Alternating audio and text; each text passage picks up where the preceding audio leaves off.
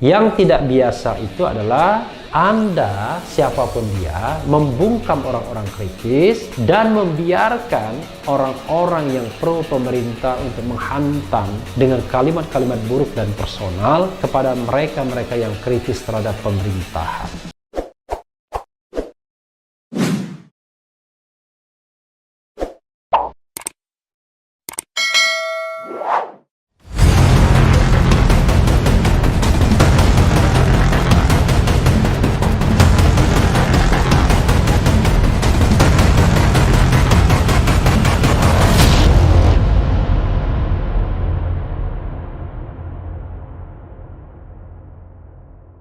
Assalamualaikum warahmatullahi wabarakatuh, Sobat RH sekalian. Jumpa lagi kita di channel yang keren ini, Keren Cadas.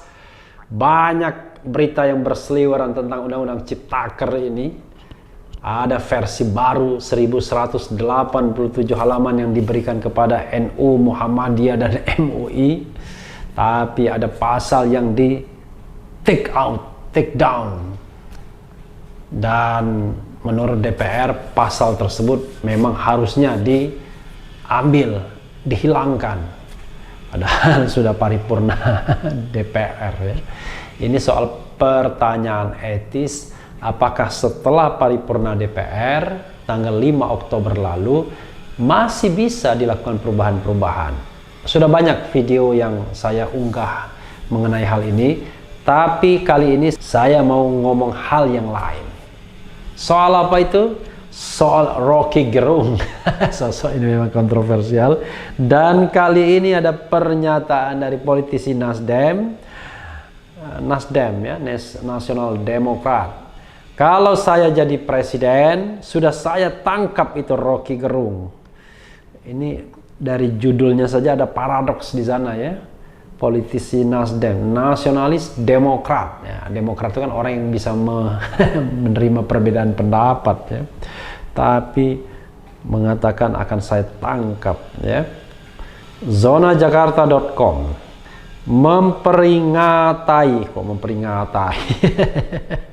memperingati ya 1 tahun kepemimpinan Presiden Jokowi dan Wakil Presiden Ma'ruf Amin. Najwa Shihab mengundang Rocky Gerung dan sejumlah politisi untuk berbicara di acara Mata Najwa. Dikutip zonajakarta.com dari akun YouTube Najwa Shihab yang menggugah sebuah video pada 22 Oktober 2020. Awalnya Rocky Gerung memberikan penilaiannya terhadap pemerintahan Jokowi Ma'ruf yang sudah berjalan selama 1 tahun. 1 tahun Jokowi Ma'ruf, saya mau minta Anda Bang Rocky Gerung memberikan catatan dan penilaian kritis terhadap pemerintahan sejauh ini, ujar Najwa Shihab kepada Rocky Gerung. Mungkin yang simpel dulu lah, skornya berapa ya? Tanya Najwa Shihab. A-, ujar Rocky Gerung. A- sih bagus ya, A- itu. Mudah-mudahan tidak salah kutip ya. Nanti sama-sama kita cek videonya ya. A- itu A buat kebohongan, minus untuk kejujuran. Lanjut Rocky Gerung, pantas saja. Luar biasa. Ampun. Oke. Penilaian Rocky Gerung ini lalu dikomentari oleh Irma Suryani, politisi Nasdem. Yang pertama, saya ingin sampaikan Nana itu nama kecil dari Najwa Shihab ya. Tapi rasanya kurang sopan juga kalau orang panggil nama kecil ya di dalam televisi. Karena ingin menunjukkan senioritas biasanya gejala-gejala seperti itu ya. Harusnya ya bilang saja namanya Najwa Shihab. That's okay ya, itu kadang-kadang taktik kita dalam berkomunikasi untuk melihat orang agar dia look down ya, downgrade ya. It's okay. Kalau mau tahu rasanya bagaimana kawin, ya kawin dulu. Itu ya yang ingin saya sampaikan. Apa hubungannya ya? Saya kira this is a personal attack. Tapi ya kita baca ya. Kawin dulu baru bisa rasakan rasanya kawin. Tadi kan Rocky bilang begitu. Nah, yang kedua yang ingin saya sampaikan, Rocky ini kan selalu berpersepsi seolah-olah dia paling pinter, paling benar dan paling demokratik. Padahal Nana, lagi-lagi Najwa, gini Nana, tahu nggak Nana, kalau di zaman Soeharto Nana, kalau di zaman Soeharto orang seperti Rocky ini sudah hilang, udah hilang. Oh, Nana-nananya aja banyak sekali. Orang seperti Ferry itu sudah hilang. Kok Ferry siapa ya? Nanti kita cek juga ya. Nah, karena kebetulan saya tidak lihat videonya, tapi setelah ini akan saya lihat videonya ya. Tapi saya ingin menjelaskan ini konteks politik dan tata negaranya. Udah nggak ada itu, udah dimarsinahkan seperti orang dua ini. Oke. Tapi di era Jokowi, Rocky ini mencaci maki Jokowi. Jokowi tenang-tenang aja, ujar Irma Suryani. Nah, kalau tenang-tenang aja kenapa Irmanya yang marah? Ya karena bukan era Soeharto, sahabat Rocky Gerung. Nah ini, ngomong seenak udelmu juga Jokowi santai-santai aja gitu loh. Ya. Itu kenapa? Karena memang demokrasi kita ini sekarang sudah kebablasan. Nah, ini pernyataan orang yang ya sering sekali tidak bisa melihat perbedaan. Demokrasi sudah kebablasan. Justru demokrasi ini dalam bahaya menurut saya. Demokrasi in dangers. Ya terbukti Freedom House mengatakan 2016 ke sini negara kita negara yang partly free, bukan kebablasan, justru dalam bahaya. Itu pendapat saya ya, kalau ada pendapat yang berbeda kita hargai. Orang sudah merasa dirinya paling benar, paling pintar dan paling bersih. Cobalah ya berkaca kepada diri sendiri dulu gitu ya. Apa kita ini udah benar gitu loh, Rock? Sorry ya. Luar biasa ya, untung pakai kata sorry ya. Sebentar Nana, saya belum selesai. Nah, seperti biasanya ya. Sedikit lagi aja. Mohon maaf. Saya mau sampaikan begini. Jangan pernah mengatakan bahwa Jokowi represif. Demo berjilid-jilid, ya berjilid-jilid dan bertubi-tubi, emang dilarang? Enggak, difasilitasi kok. Tapi kalau orang melakukan ujaran kebencian, memprovokasi seperti Rocky ini, kalau saya presiden, udah saya tangkap ini Rocky Gerung. Itu aja Nana, salam, ujar politisi Partai Nasdem tersebut. Ya, sobat RH sekalian, selalu saja memang ada persoalan terkait dengan batas provokasi, ujaran kebencian, perbuatan tidak menyenangkan dengan berpendapat. Coba kita lihat komentar-komentarnya ya. Ini orang-orang komentarnya kadang-kadang juga lebih ganas. Hari tokil-tokil. Saatnya akan tiba, Rocky akan bergerung-gerung di balik jeruji besi. Kita lihat saja. Luar biasa. Banyak sekali orang yang mendoakan agar orang-orang kritis masuk penjara. Heran saya ya. Pelacur politik diajak argumen, kritik pribadi lawan, nampak kali bodohnya, nggak punya wawasan luas. Menang gerak di media jah kau lonta dari buzzer-buzzer cebong nih. Kalau saya yang jadi presiden bukan hanya saya tangkap tapi saya kulitin si Rocky Garong ini. Kalau aku yang jadi presiden ku jadikan abu yang nyentuh Bang Prof Rocky. Mantap Bu Caniago, orang kayak si Curug Rocky memang harus disemprot kalau enggak kebiasaan. Rocky Curug, vikinisasi. Jadi sobat era sekalian, itu menunjukkan cermin keterbelahan masyarakat kita. Ketika ada orang yang mengkritik, bersikap kritis terhadap pemerintah, maka balasannya adalah serangan. Bukan menguliti, bukan mendebat pendapatnya, tetapi attacking personal, masalah personalnya. Nah ini yang menurut saya kita belum dewasa dalam berpolitik dan dalam berdemokrasi dan dalam berdebat. Kenapa harus misalnya mengatakan hal-hal yang personal seperti soal nikmatnya kawin dan lain sebagainya, karena kita tahu hingga saat ini Rocky Gerung masih single, belum terikat pada lembaga perkawinan. Tetapi kan yang paling penting adalah pendapat-pendapatnya. Memang pendapat yang disampaikan Rocky Gerung sering sekali sangat tajam, sangat pedas. Tapi itulah resiko yang dihadapi pemimpin dimanapun di dunia ini kalau dia mau menegakkan demokrasi. Saya jadi teringat cerita yang pernah saya dengar, ya mudah-mudahan saya tidak keliru karena saya bukan ahli agama. Muhammad Rasulullah misalnya itu sering sekali dimaki oleh seorang perempuan tua. Bahkan perempuan tua itu sering menyiramkan air kotor ke, saya tidak tahu apakah mengenai atau tidak mengenai.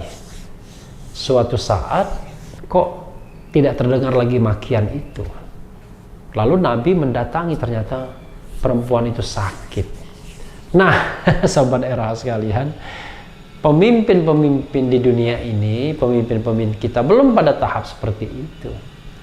Tahap membiarkan kritik saja belum sampai, apalagi tahap menyantuni, mengayomi orang yang mengkritik dia. Karena itulah, kalau menurut saya, kita harus memberikan ruang gerak kepada orang-orang kritis. Mereka bukan penjahat. Hanya memang caranya menyampaikan kritik sering membuat telinga kita panas. Tapi kan kalau memang Presiden Jokowi santai-santai saja, tidak mempermasalahkan, kenapa para pendukungnya selalu ribut? Kenapa para buzzer misalnya selalu menyerang pribadi orang-orang yang mengkritik pemerintahan atau mengkritik pemerintah? Apakah ini memang diminta ataukah inisiatif pribadi? Jadi sobat era sekalian, barangkali ke depan ya, walaupun kita take side di sisi pemerintahan atau take side di sisi oposisi, maka kita harus memulai debat-debat yang substantif, debat-debat yang mencerdaskan, debat-debat yang betul-betul bagaimana kita mencari ukuran-ukuran yang bisa dipertanggungjawabkan. Ya, tidak usah kita bicara tentang solusi, paling tidak mencari ukuran-ukuran yang dipertanggungjawabkan. Sebagai contoh misalnya, ketika Rocky Gerung mengatakan A minus, tapi dengan bahasa yang khas Rocky, A untuk kebohongan, minus untuk kejujuran, sebenarnya itu kan sindiran yang sangat pedas. Itu merupakan kalimat yang sarkastik, tapi cerdas. Kita tidak bisa mengatakan itu tidak cerdas, karena saya saja terjebak misalnya ketika dibilangin A minus, wah ini bagus, ternyata persepsinya berbeda. Nah, justru yang harus dilakukan oleh mereka, oleh agen-agen pemerintahan, oleh juru bicara pemerintahan adalah membuktikan bahwa omongan Rocky Gerung itu keliru, salah, dengan fakta-fakta dan data yang ada. Dengan fakta bahwa Presiden Jokowi sudah melaksanakan sejumlah janjinya. Dengan fakta bahwa Presiden Jokowi itu tidak berbohong. Bahwa Presiden Jokowi sincere, jujur dalam melaksanakan atau mengemban mandat atau amanahnya. Memang belum tentu orang seperti Rocky Gerung tidak akan berbicara lagi, tetapi kan nanti akan ada yang namanya public judgment. Publik yang akan menilai sebenarnya siapa yang punya integritas, apakah Rocky Gerung, apakah Presiden Jokowi melalui juru bicaranya. Nah, dalam konteks ini saya kira Irma Chaniago ya tidak bisa dikatakan sebagai juru bicara resmi pemerintah. Dia adalah anggota partai politik dari partai pendukung, pengurus, tapi karena diangkat sebagai komisaris di BUMN harus mengundurkan diri sebagai pengurus Partai Nasdem. Tapi karena regulasi kita masih membolehkan sebagai anggota, maka anggota tidak apa-apa. Jadi yang ingin saya katakan adalah sebaiknya dicari kontra argumen terhadap argumentasi yang disampaikan Rocky Gerung. Nah, rakyat yang akan menilai siapa yang lebih baik, lebih kompeten, lebih benar. Terbukti misalnya dari komentar di bawah, walaupun kadang-kadang komentarnya nggak karu-karuan, kan terlihat ada yang pro, take side ke Rocky Gerung, ada yang kontra, take side kepada Presiden Jokowi. Dan ini biasa dalam demokrasi. Yang tidak biasa itu adalah Anda, siapapun dia, membungkam orang-orang kritis dan membiarkan orang-orang yang pro pemerintah untuk menghantam dengan kalimat-kalimat buruk dan personal kepada mereka-mereka yang kritis terhadap pemerintahan. Mudah-mudahan kondisi kita akan lebih baik lagi ya. Jadi siapapun yang berada di sisi pemerintahan, karena itu adalah pilihan hidupnya, karena itu pilihan rasionalnya, tidak merusak demokrasi. Siapapun yang berdiri di luar pemerintahan beroposisi, ya harus mau juga berdebat, menerima kritik, tetapi kritik tersebut tentu harus yang bersifat substansi dari apa yang disampaikan. Jadi kalau saya mengatakan misalnya Undang-Undang Cipta Kerja itu buruk dalam proses pembentukannya, pembuatannya, jangan diserang pribadi saya.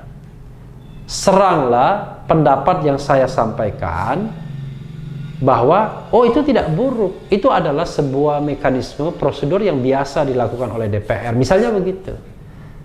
Tapi kalau misalnya diancam dengan waduh, Anda menyebarkan hoax, Anda akan ditangkap, Anda akan dipenjarakan, maka demokrasi kita tidak akan tumbuh dengan baik. Bukan demokrasi kebablasan, tapi demokrasi dalam ancaman. Ya, itu saja Sobat Era sekalian. Yang penting tetap di channel ini, karena di channel ini Anda akan dirayu, ditipu, dibaperin, dicecar, diuber pula di jalur khusus. Karena channel ini adalah channel yang mengancam, memeras, dan membenci. Jangan lupa subscribe, like, comment, and share. Cheers.